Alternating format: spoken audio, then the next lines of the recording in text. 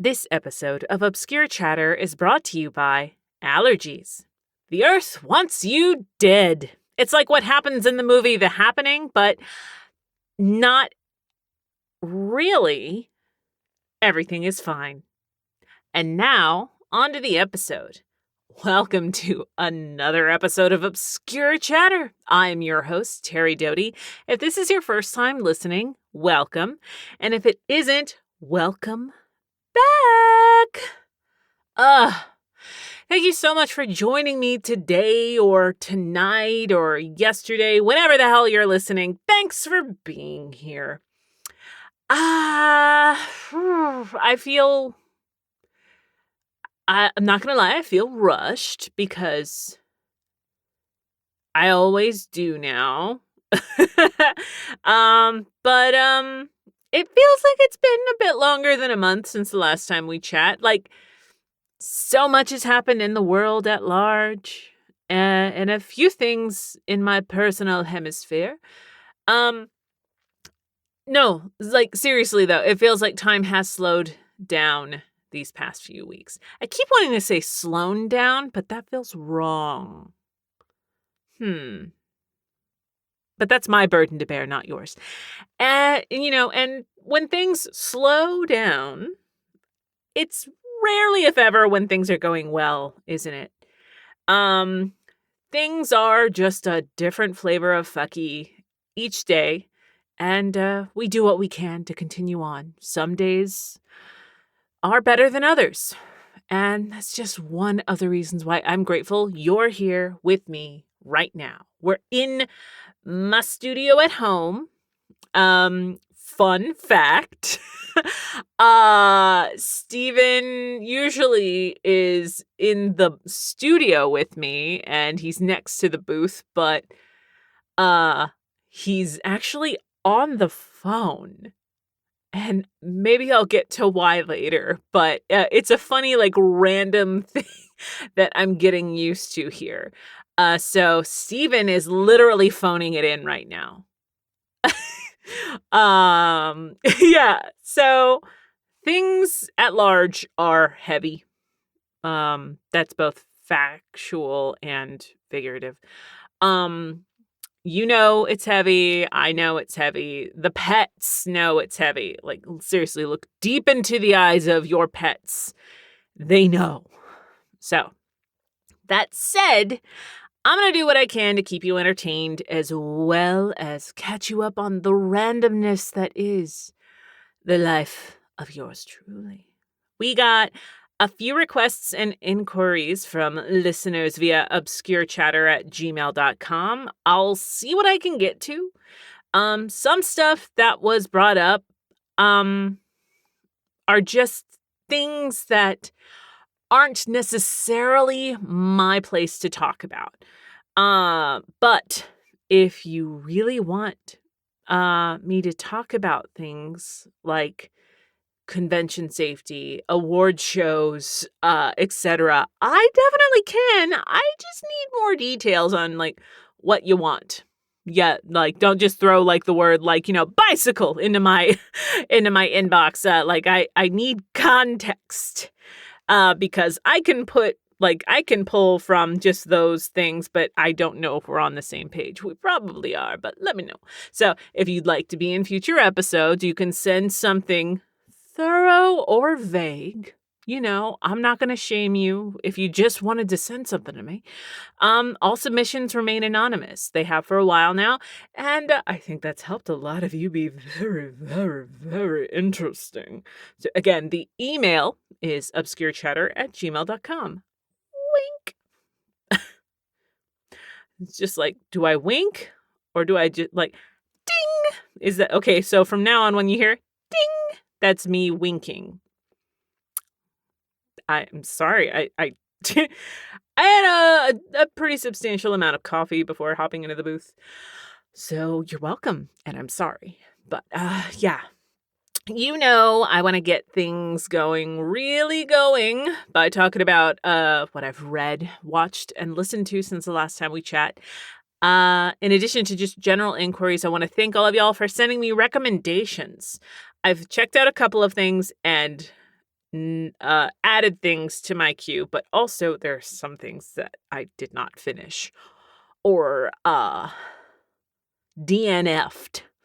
Life is too short and weird to keep to keep up with things that aren't bringing you joy or informing you or doing something positive or I don't know. I don't need this shit right now. Okay, calm down. But yeah, I appreciate the recommendations all the same. So reviewing all the books I read, I don't know what was going on with me because there were a lot more Omegaverse books and Christmas books in the mix. I'm going to list a few books. Just a few, because as you know, I am as some of you might know, I'm a speed reader, so I read a lot. I also reread a few things. Alyssa Wilde released a new book. Her first book, at least I think it's her first book, was Crash Course, and that's a favorite of mine. And her second book is actually something I read more than Crash Course, which is called The Highlight. She knows how to world build, and I really love her dialogue. But she came out with a new book called Before the Exhale, and it just kind of appeared on my e-reader on release day, so I clearly pre-ordered it and forgot it, which happens, There are worse things to happen instead of, oh no, a book by an author I like. Damn it!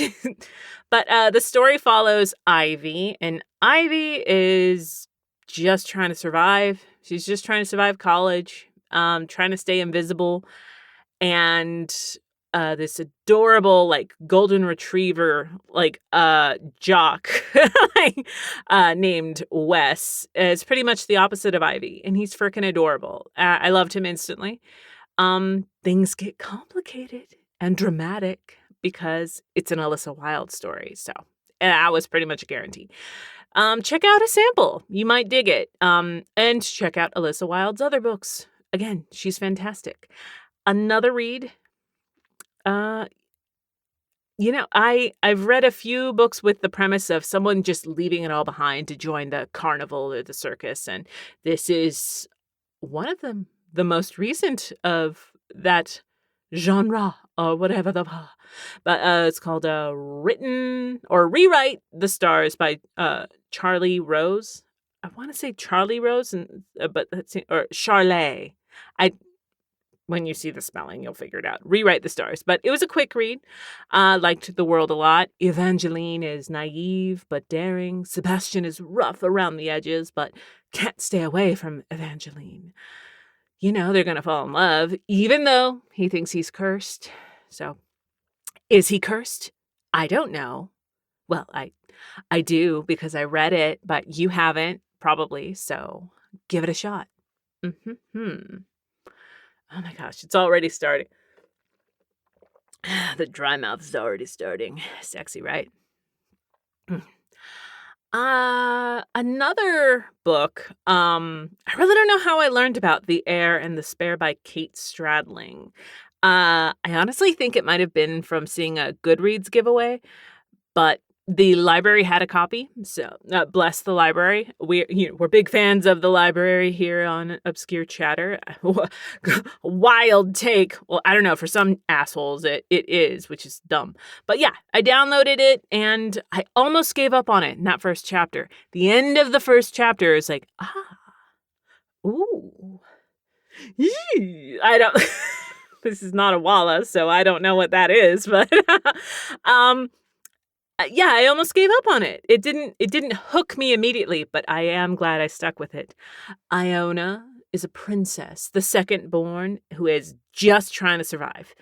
That might be a theme, because I realized, that's kind of how I described Ivy in Alyssa Wilde's book. But her horrible sister, Iona's horrible sister, makes survival questionable.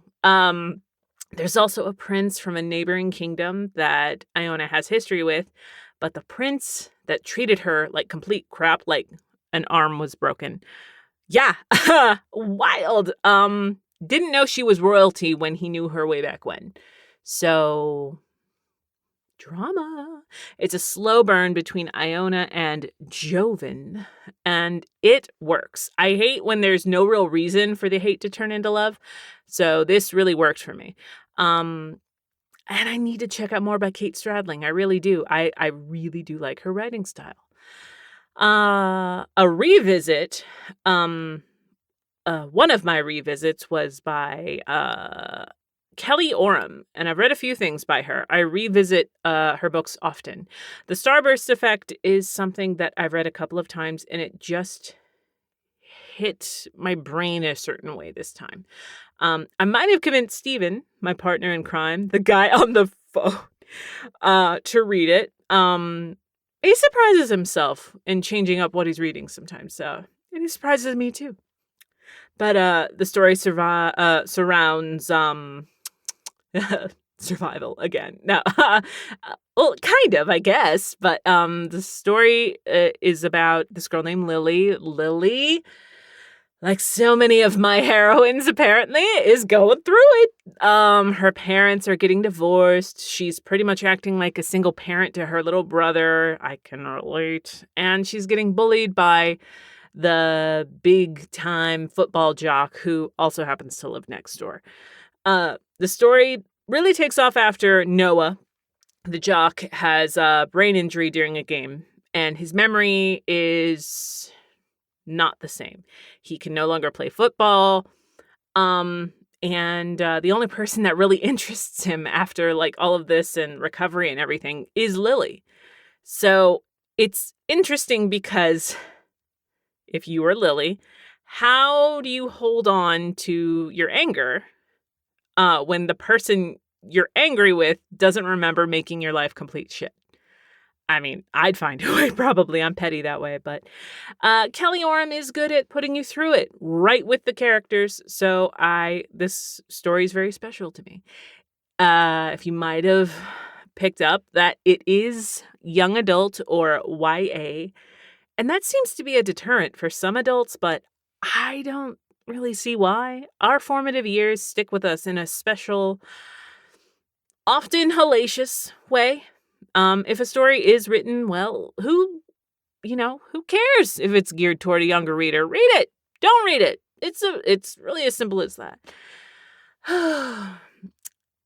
For something completely different. Like I said, I hit the Omegaverse hard in March. Most Omegaverse stories aren't YA, and it should probably stay that way.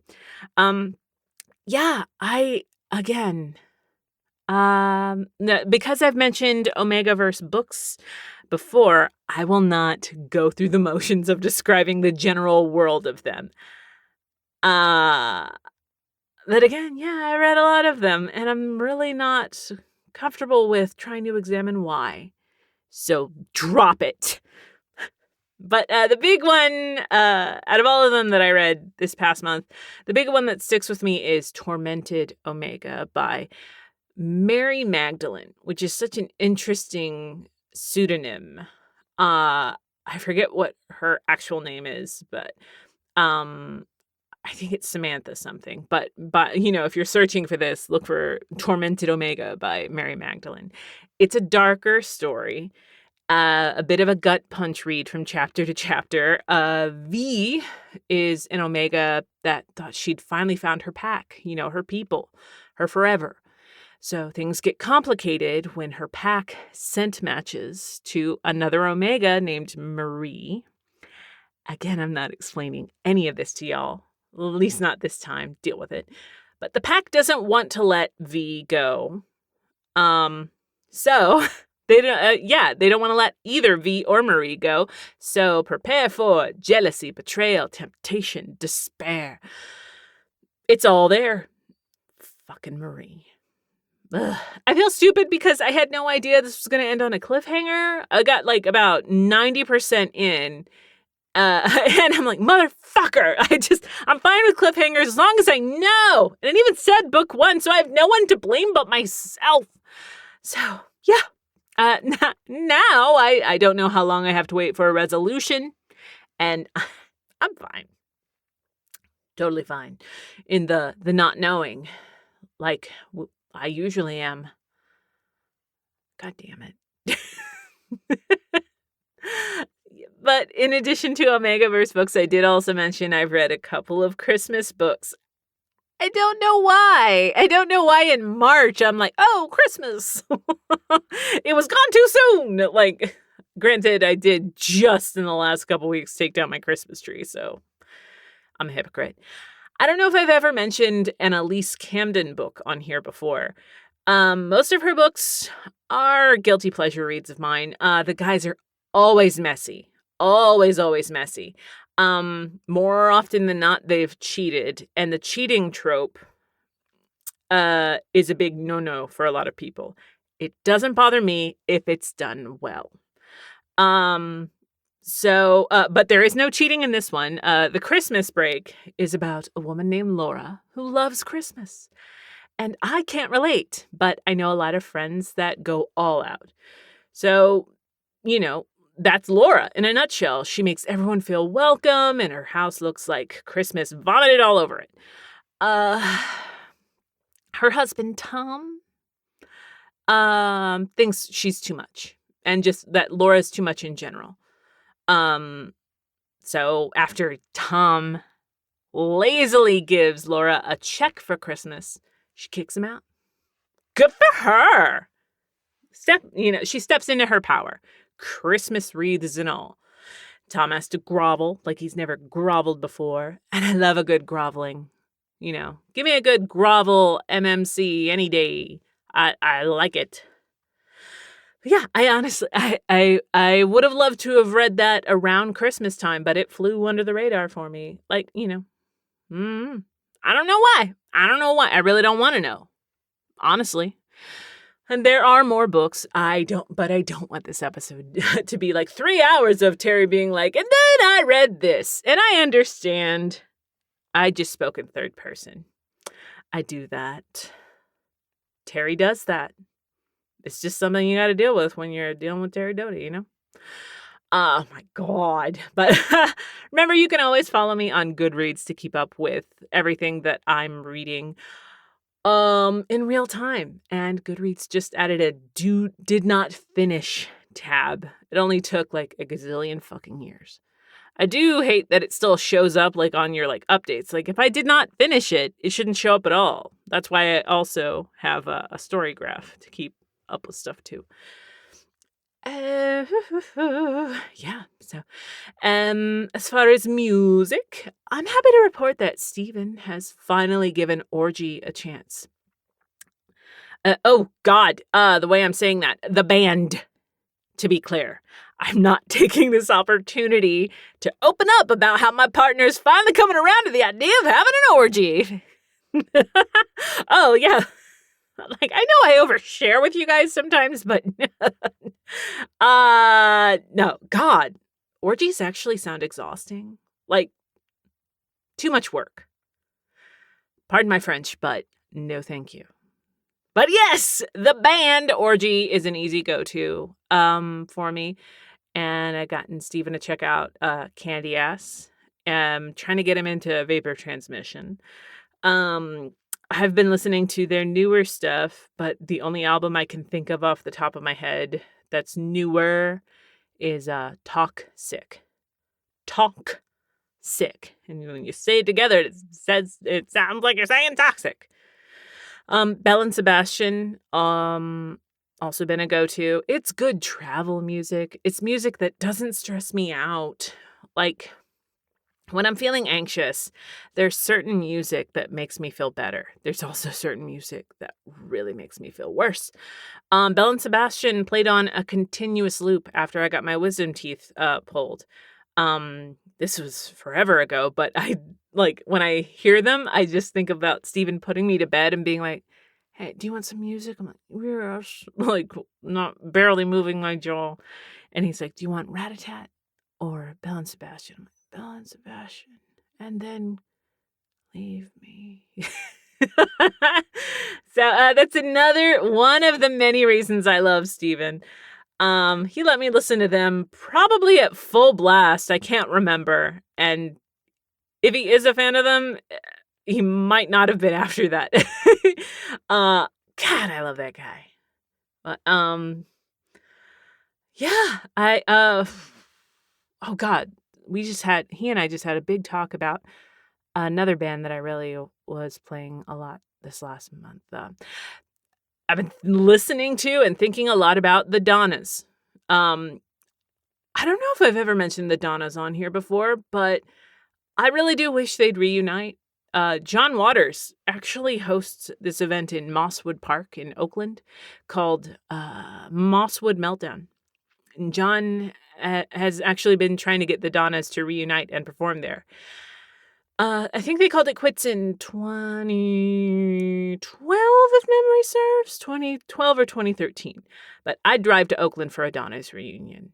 I'd actually drive anywhere for that. Actually, I'm almost exclusively only driving to places because flying just keeps getting funner, and I can't handle all the fun. But yeah, well, I've been listening to the Donnas a lot. I also bring them up because I brought them up when I was talking to Steven because there was just a point where we were talking about newer musicians and there's just some where you feel like nothing from them, like not anything at all. Like I don't feel a single thing when I hear their music. Like with the Donnas, I feel like joy. I feel funkiness. I feel friendship. And it could just be a part of me getting older. I don't know. It's just got me in a weird headspace. So much of what is new seems, in some cases, literally very artificial. So we had he and I had this big chat. Steven and I had this big chat about just bands we've recorded over the years, musicians that we've worked with, the music we've created together, most of which has never seen the light of day. But, you know, we make stuff together and separately just when we're feeling motivated. I never want to create something that feels like I'm just going through the motions. And we've run into that with musicians like, what are you going to do? Like, I don't know. Like musicians that give really nothing of their true selves, just their persona. And it's like where everything they're doing on paper technically works. But the end result is just unbelievably blah. So the Donners is what I was about to say, and we don't talk about the Donners. They have horrible parties. The Donnas were never blah, and they never will be. That's all I'm saying.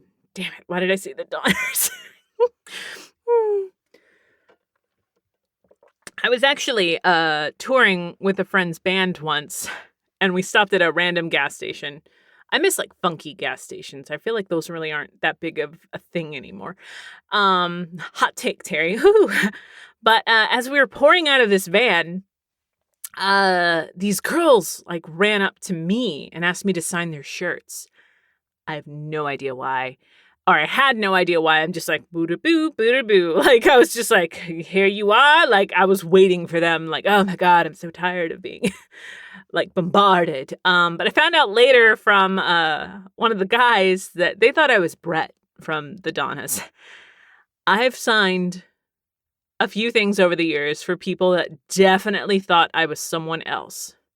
But that one's stuck with me in a special way. There was also another time where I was literally arguing with someone at a convention. I'm like, I am not CL Phantom Hive. That is one of the best people in the biz, Brina fucking Palencia. Full name, Brina fucking Palencia. I actually know her middle name, but I won't say it. Ha! But they're like, no, that's you. I'm like, it is not me. I guarantee you. And I like pointed to my placard. I'm like, Terri Doty right here. And notice I have like nothing for CL Phantom Hive on my table. But they went, no, I know it's you. Like, maybe you forgot. And I just went, and signed it anyway. Told Brina, like, immediately, and just, she thought it was hilarious. I'm like, be on the lookout to sign over my name on a very beautiful box set that I ruined of Black Butler. But yeah, good times. During one of my VHS hunts, I found America's Sweethearts, which I'd been looking for a while. A good copy. They're not like super rare. But I have no idea why I love that movie so much. So I just started watching it while I was cleaning around the house the other day. I quote it all the time. It's Billy Crystal being like, he's gonna get through this okay, right? Alan Arkin just gets really quiet. Life is a cookie. And Billy Crystal just looks at him and he's like, I'm gonna take that as a yes. It's ridiculous. I say life is a cookie to myself, or occasionally, like, if Steven's like really like contemplating something, I'll just be like, life is a cookie. It's typically what I say when I don't know what to say, and I'm sure it lands just as hilarious. But Billy Crystal plays, a publicist that is tasked with getting two Hollywood stars that are no longer a couple together to be civil in order to promote the last movie they're in together. It's one of my favorite John Cusack movies. I'm actually a huge fan of John Cusack just in general, like as a person. He's awesome. Yowcha! I mentioned learning of the existence of the true name of the predators in the Predator movies, being Yowcha, and a couple of y'all were like, I had no idea those fuckers had names either, which made me feel less alone. Bless you.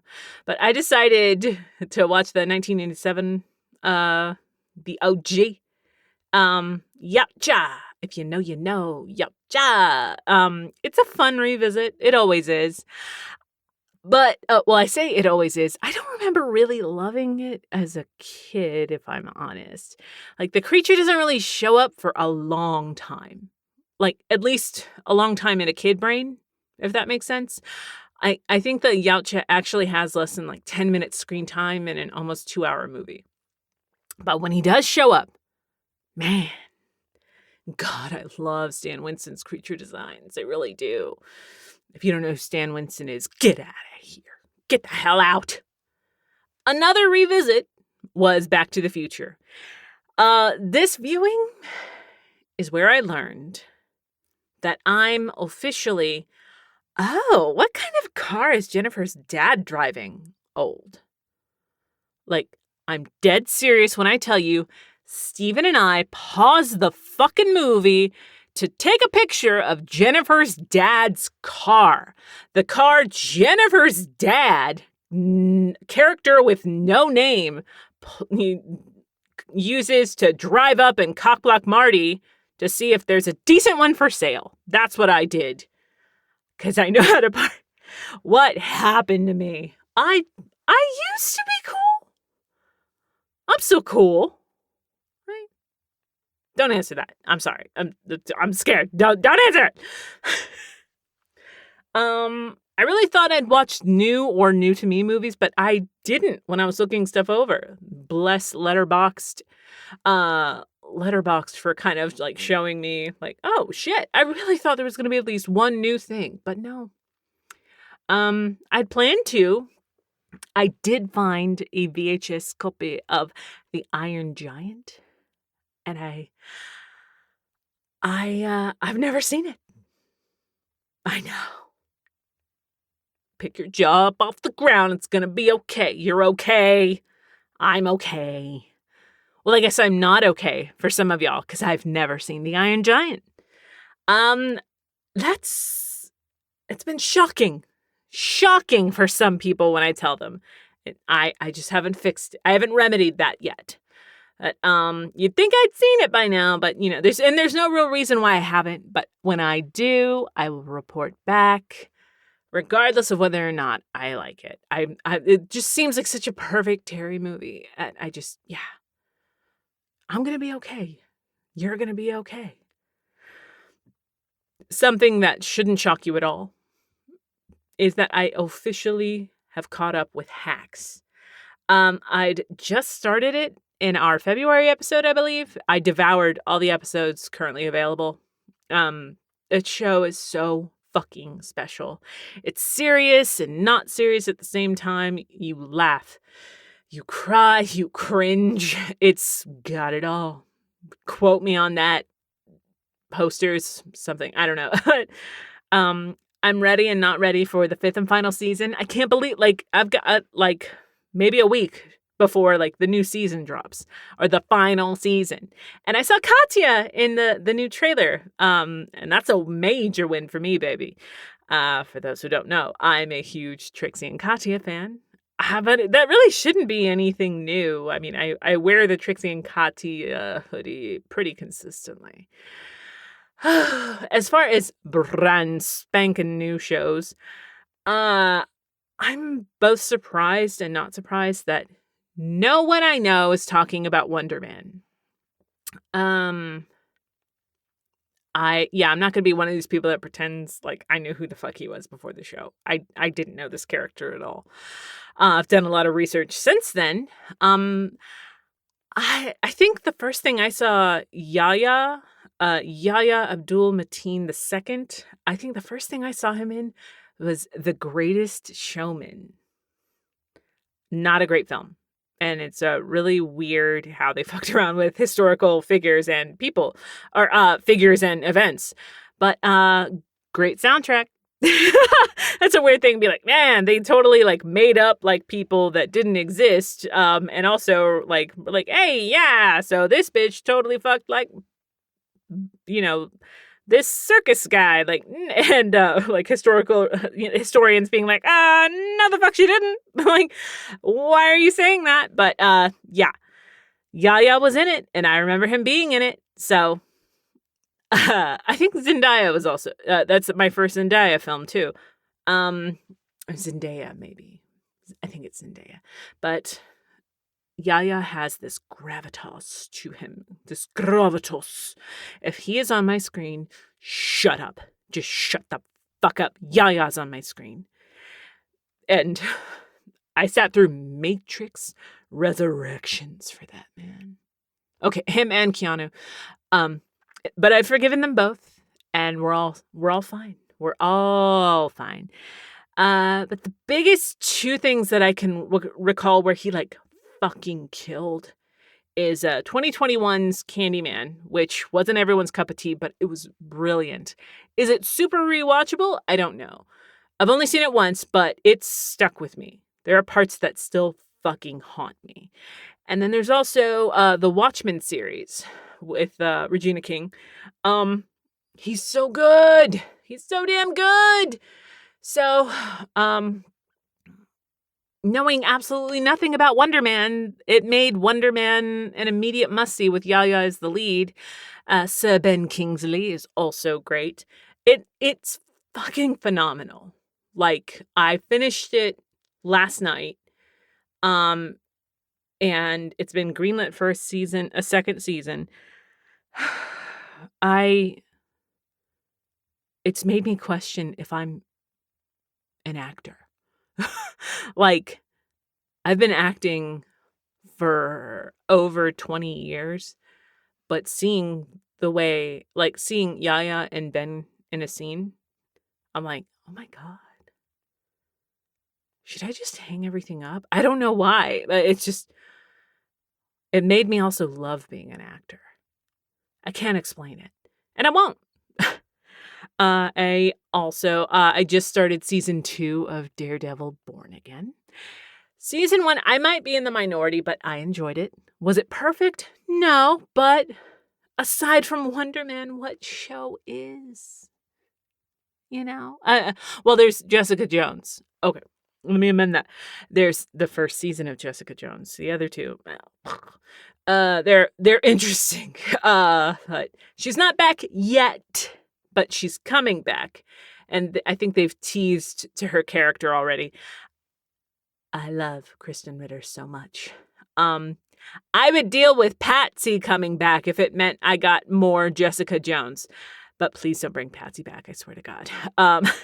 they're the great fight scenes, and Matt's new black costume, which from interviews, I think it's actually one of his red costumes painted black because he's a wanted fugitive right now. And I read that the red is supposed to slowly come back as the season progresses. So, I'm ready for more.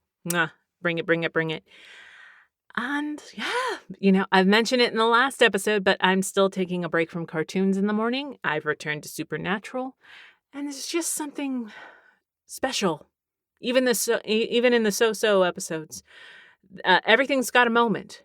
I'm almost done with season 5, which I have friends that won't watch anything past season 5.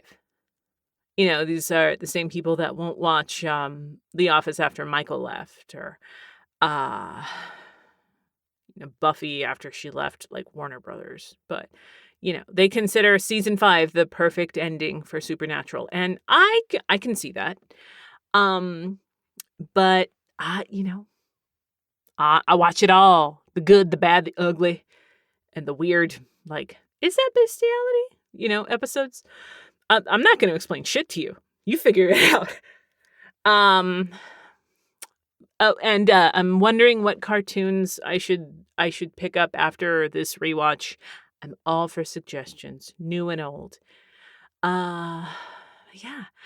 Since we're wrapping up shows, and I just mentioned it, yes, I have seen the Buffy news. You can officially stop sending me links. I've seen the news. More than a couple of y'all might have messaged me. And thank you. That's not being sarcastic. I just wasn't expecting the bombardment of many different articles. But the Buffy reboot is currently dead. But as you know, dead doesn't mean dick in the world of Buffy the Vampire Slayer. I have mixed feelings about the reboot because we usually do when it's a franchise we care about. I think it wrapped up pretty well. And if I had finished it at the end of season 5, it still would have ended up pretty well too. I know we're capable of original shows and movies. Not everything has to pull from what's come before.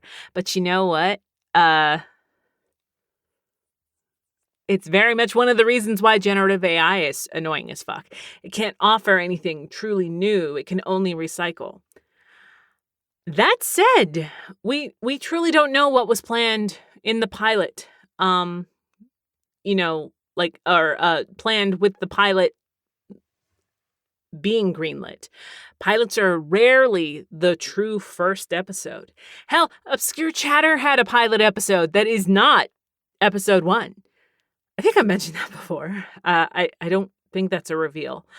And also, remember, Buffy itself is a revival or a reboot or whatever the fuck you want to call it.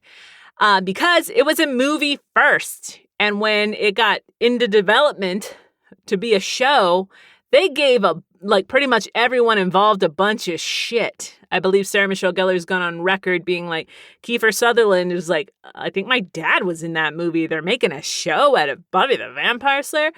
Well, you seem nice. You'll get another job next year. Ha-ha. We don't know. We think we do. But you just never know. I was actually arguing with a good friend of mine about Buffy that I watched Buffy with sometimes when it was airing. Because we're both old bitches now. And they were hardcore against the reboot. And I pointed out that they love all the Star Trek shit, warts and all, even though they're not the original series. And you'd think that would have shut them up, but it didn't. Having friends that are also nerds is often a double-edged sword. But, I love them or whatever. So, and they love me, thank God. But yeah, reboots, revivals, whatever, include, Star Trek, Daredevil. Remember, it was Netflix Daredevil first. They didn't have to do that and bring it back and all that shit. Dexter, for fuck's sake. Dexter, My Little Pony, The Outer Limits, Twilight Zone. Oh, trying to think of other shit. Quantum Leap, Transformers, X-Men, Law and Order, Mission Impossible. I could continue, but should I? Probably not. Let me have some water. Calm the fuck down. It's not that bad, but needless to say, like, some of y'all are fucking viciously hypocritical is what I'm saying. I wish you nothing but happiness, but shut the fuck up. Like I said, the pilot was just that, a pilot. There were room for tweaks. And I'm not even going to get into the, like, little reveals that Sarah Michelle Gellar has, like, pointed out with some executives and da-da-da-da-da-da. And did you know that The Office had one of the worst pilots in NBC history? The American Office. I'm just saying. It's also worth remembering that Buffy only ended at season 7 because Sarah quit. Like, WBCW officially ended it after season 5, and then they moved it over to UPN. Like, I literally remember having a magazine with Sarah on the cover that said, Buffy quits. It's a very old sentence I just said. Hearing story after story of the hours she had to commit to, the scheduling nightmares, and just how much of a toll being a character that's pretty much in every scene takes, Buffy could have continued. It took guts to quit when she did. It really, really did. And I've worked with a lot of people I admire over the years. But a career highlight for me would be writing for, I don't know if I can say who it was, so I won't. But the actor was a big part of Buffy.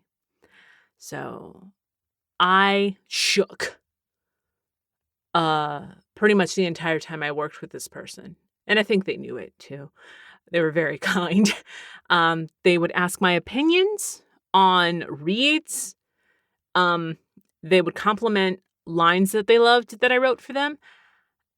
I nearly pissed myself. I'm not even lying.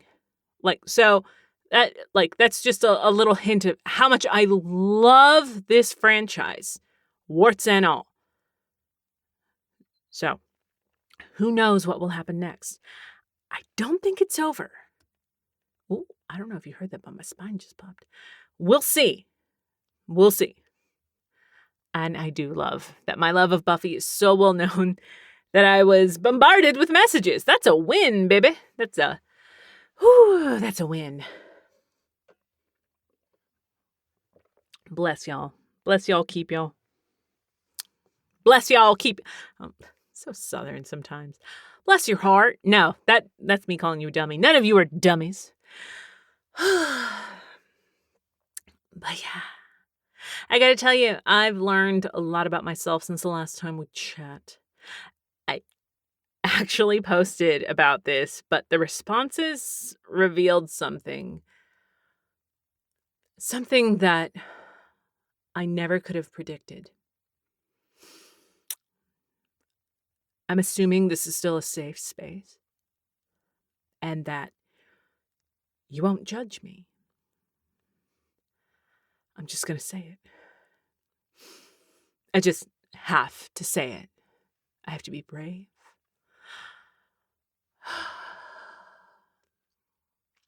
I, Terri Doty, am a bird watcher. Or a birder. A birderer. No, that's something different. That's not a thing, right? Birderer? Birdicide? What? No. Yeah, I watch birds. Don't look at me. Don't look at me! It all happened so fast. I was... so stupid. I was early for a session at Crunchyroll, and I always park where I can people watch or, just watch like ducks, which I don't consider birds, which seems like a weird thing to say. Um, but this beautiful black bird with bright red and orange on their wings landed in front of my car, and I gasped. I'd never seen this kind of bird before. Steven was with me, and I grabbed his arm like I was having a heart attack or something. I was so enthralled with this fucking bird. And that's never happened to me before. Like, I've grown up around, like, peacocks and, like, turkeys. I've had chickens, all this stuff. But I looked it up, as soon as I could figure out, like, really how to properly describe it. And it's a red-winged blackbird. And I waited a couple of days before, like, it just kind of kept, like, stayed with me. So I posted about it, like, hey, da-da-da. And I had some people very quickly be like, that's how it starts. Congrats.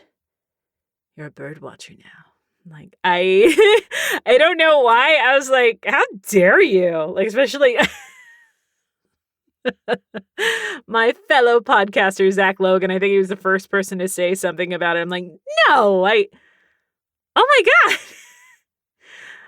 I'm a bird watcher? It's sometimes your friends just see things that you don't see.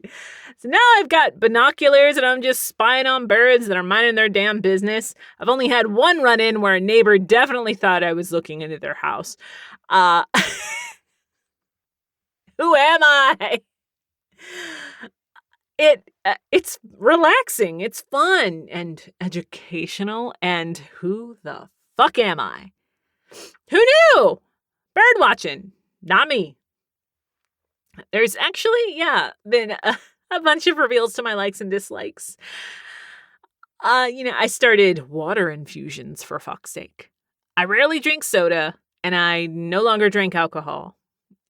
So when I tell you it is very easy to be bored by water, trust me. And I don't want to have, like, a bunch of caffeine. So far, I've made cucumber water, pineapple coconut lime water, and rosemary blueberry lemon water. I know, right? This isn't to replace eating fruits or vegetables. It's just a way to fancy up my water, make it less boring. Because I'm just that fucking cool. But I mentioned it, so thank you for your messages regarding my sobriety. People on and offline have been incredibly supportive and kind. I've had zero negative reactions to my stopping drinking, and I have no idea why I thought I might. It seems very silly in the in the aftermath of being like, no, I'm done. Like, there was only one thing, like, on my 40th birthday where me and girlfriends went to brunch. They took me to a birthday brunch. And a friend of mine's like, hey, mimosas all around. And I'm like, actually, can I get a lemonade? And a friend is like, what? Like, yeah, I don't drink anymore. And she went, okay. I don't know why I was expecting her to be like, get out of here. Happy fucking birthday, loser. Like, I don't know. But I still go to bars with friends, and bartenders, if they know you're not drinking and you just get a soda, they'll comp your soda. It's great. I'm still having trouble liking mocktails, which is so funny because there are some people like, okay, you don't like mocktails, but you're drinking fucking fruit water.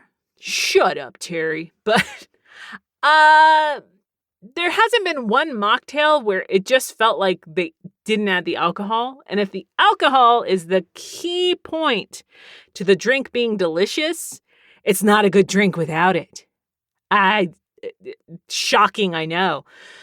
I want to find a good virgin pina colada, a good virgin margarita, and I also want to find a different way to say non-alcoholic other than virgin and non-alcoholic. Virgin seems weird. It's supposed to be like, oh, it's pure, it's, it's innocent, but okay. It just seems weird to be like, can I get a virgin, a virgin rum and Coke? I'm sure someone said that. Dear God. It's probably a TV thing that I'm thinking of. But yeah, water infusions. My favorite has been pineapple coconut lime. If you're interested, I'm going to bore you for a second, or enthrall you. No, I'm going to enthrall you. I'm setting myself up for failure, but no. Words have power, Terry. You're an actor. You know this. Raw chunks of coconut. I buy them packaged because I don't like breaking down coconut myself. It was traumatic as a kid to do. Pack a frozen pineapple and just thinly slice a whole lime. Throw it all in a pitcher together. Fill that pitcher up with filtered or purified water. Let it sit at room temp for about 3 hours, then refrigerate it. About 20 hours later, take out the pineapple, coconut, and lime. Bam! I eat the coconut that's been soaking. It's delicious, and just throw everything else away. Then you got something a little different that will last about 3 days. Sexy, I know. As I'm like, ooh, I need water. Not sexy water, sorry. When I'm acting, it's got to be boring water. And nothing with milk if you are going to drink something. Oddly, a soda might be okay. I don't know why. I don't make the rules. I probably do. I make some rules. I think I can. But another sexy activity is one I've mentioned before that I thought I was going to give up on. And that is crocheting. Bird watching, water infusions, crochet. What can't she do? I definitely got messages after mentioning Woobles in the episode where I first started crocheting. And I also had mentioned that I had been stuck on Pierre, and I got a lot of suggestions and feedback, which is great. I also... some of y'all have very strong opinions on Woobles in general. Some are emphatically anti-Wooble. Like, mention them only if you're down for getting, like, poked with tiny hooks. Like a miniature, I know what you did last summer. Like, you're not going to die. It's just going to, ow, hey. I think Woobles are a great way to get started if you have no idea where to start. My friend Erin got me into the Woobles, so I would assume she's pro Wooble. But I assume you are, Erin. God. I mentioned them when I decided to buy some yarn and a hook, and the cashier at Michael's acted like I said I only eat veal and wear Dalmatian fur coats. Like, good Lord, Taylor May, like, calm down. Yeah, on one of my latest trips to the library, the heavens just parted. I don't know. Stephen and I always separate, and he goes one way, I go the other, and I can typically find him after I've done all my searching near the cookbooks. And it turns out he looked up crochet for me, which was apparently near the cookbooks. And we hadn't coordinated that. That just happened. And there's this great book he found called The Complete Photo Guide to Crochet. I've since bought the book. It peeled something back. It stuck. It stuck this time. Wooble Videos got nothing on this book. For me, anyway. It's wild. We went straight from the library to Michael's, where we had the fun Woobles encounter with Taylor May. Yeah, I got some yarn and a hook, and I really like the brand Clover a lot. There's something very soothing about the packaging.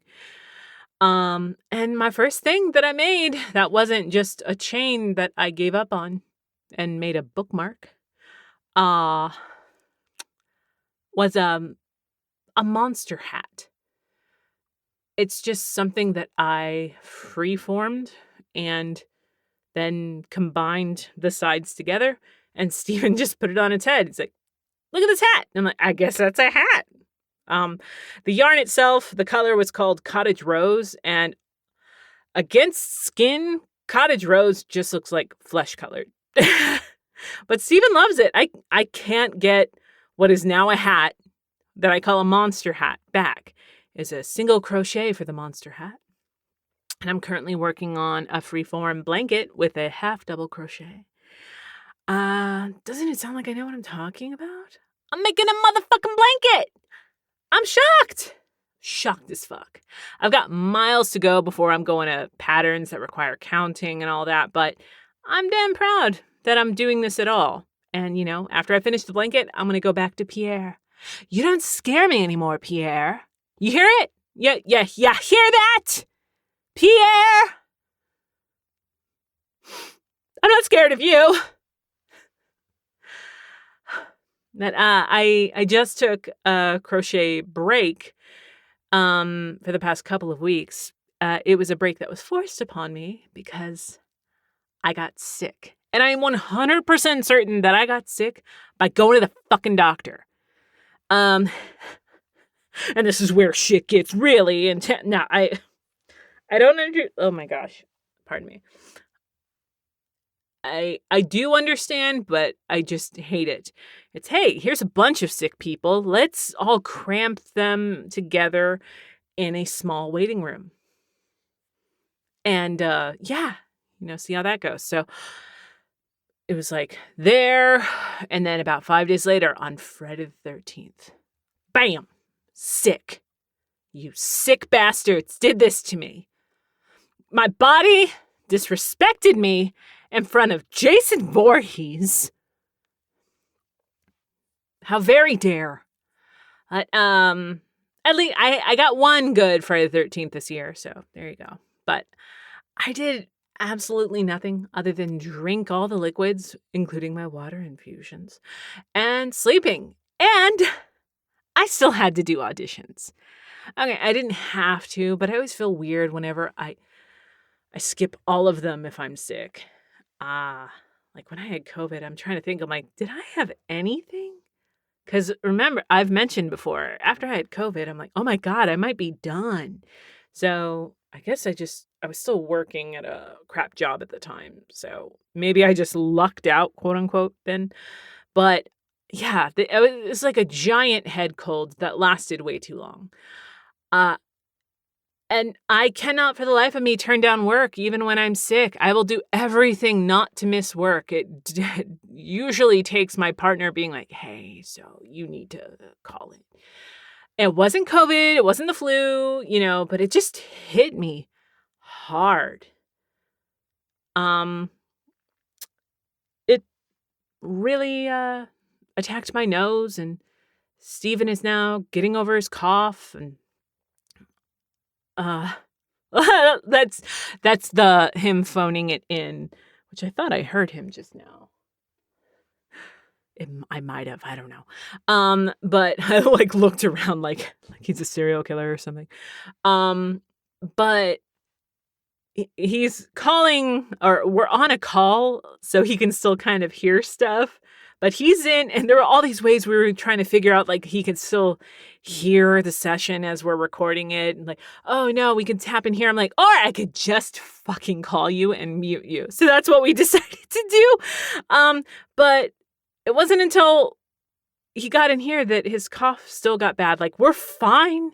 But he just started coughing. So he didn't want to get all paranoid about it coming through. So let's all thank Steven. And it's just now because it hit on Friday the 13th.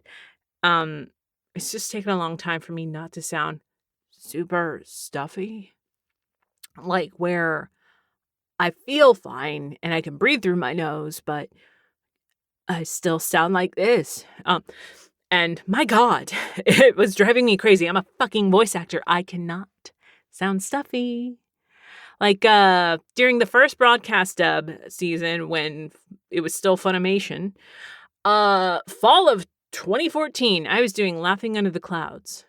In the middle of the last episode, my character went from clear to the slightest bit stuffy.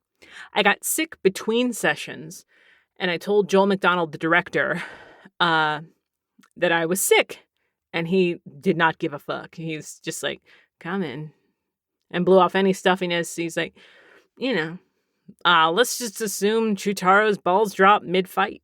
That man is a true artist. So 12 years later, there haven't really been any true fixes for when one of us gets sick because, I mean, really, what can you do? Yeah, like being sick happens. Just, episodes get postponed for God knows what reason sometimes. And, sometimes episodes get postponed. Sometimes there will just be a stand-in. I'm always terrified I'm going to delay an episode. Like, it's going to happen. Like, I'm going to get sick and they'll be like, good job, Terri. I'm like, I'm sorry. I'm so sorry. So I got called in when I was on the mend, but I still sounded stuffy. I asked my agent about it, and we've known each other for a decade, and he's been my agent for over, like, I want to say at least 7 years. But he's like, okay, so they wanted you in tomorrow. You're going to go in like in a week. I'm like, oh, thanks. Thanks for saving me from myself. I love you. And I just recorded a few days ago and I sounded fine. And I got to work with a director I'd never worked with before, but I was just like, okay. And Allergies, the sponsor of this episode, also haven't helped. But yeah, I even postponed recording this longer than I'm comfortable with. Like, I've been giving myself a bit more of a buffer, like as far as time, but I fully 100% am terrified because this will be out in a few hours, which we used to do for that anime show, but we stopped doing that because we wanted Steven to, not kill us in our sleep. But yeah, so there are some auditions that I had to skip, which killed me, but they required a bunch of fighting and doing multiples of a lot of fighting, and I couldn't do that. And then there are other auditions that I did where I'm like, I know they're going to hear the stuffiness, but I submitted something and I got myself a little gift, like I always do after an audition. So you do what you can. But I know I need to be nicer to myself and cut myself a break. Like, as a director, I would never expect a talent to just suck it up and come in. Just be nice to yourself, Terri, you dummy. That's the spirit. That's the spirit, right? You big dummy. The next time I talk to y'all, I will be 42 years young. Side note, Justin Cook and I do not share a birthday. Stop tagging him and shit with me on the 4th. Y'all embarrassed the shit out of me the first time that ever happened because I was like, hey, we share a birthday. And he's like, no, we don't. Like, oh, well, fuck me then. But you guys keep doing it. Damn it, stop. It's my day. Mine and Robert Downey Jr.'s day. So there's that. And I don't know, back to birthday. I think I talked about this a few months ago when I realized I, right now at 41, am the same age that my dad was when he passed away. And I'm still reeling from that realization. I don't know why I had it in my head for a while that he was 42 when he passed. I was 19. He seemed so much older. I can't imagine having a 19-year-old at my age. Or any age, really. I can't imagine. Sometimes I love just, what might have been if I'd become a mom. But, like, I'm like, well, I don't think at 41 I would have a teenager right now. Maybe another variant of me has, like, a bunch of teenagers and I'm just losing my mind going, God, I hope there's a version of me out there that's childless and just rocking it. Here I am doing water infusions, crocheting, bird watching, and collecting VHS tapes. Ow! But I don't know. I've been in my head now because there's something about knowing I'm about to be older than my dad ever will be or was, I think it's actually called like outliving a parent, which is a real thing. And it's a real like mind fuck that many people deal with. Outliving a parent seems both right and wrong. I'm not upset about it. It's just got me thinking. Birthdays always do that. They're a bit of a mixed bag, which is, I highly doubt is a unique hot take. But, I'm just going to keep it low key. I have no idea what Steven has planned. After 21, I really only try to do things on the 5s and 10s. My 40th sucked balls. I was very, very sick. But 42, the meaning of life, apparently. So I surprised myself a lot in the last month with what I could do and what I never thought I'd want to try, but ended up loving. So who knows how 42 is going to start out? Very, very lucky. And I'm lucky that y'all hung out with me. Thank you. Your continued listening has really helped shape this incredibly odd show. And let's call it. Let's call it, y'all. So until the end of April, read good shit, watch good shit, listen to good shit, don't be a shit, and call people on their shit. Mwah!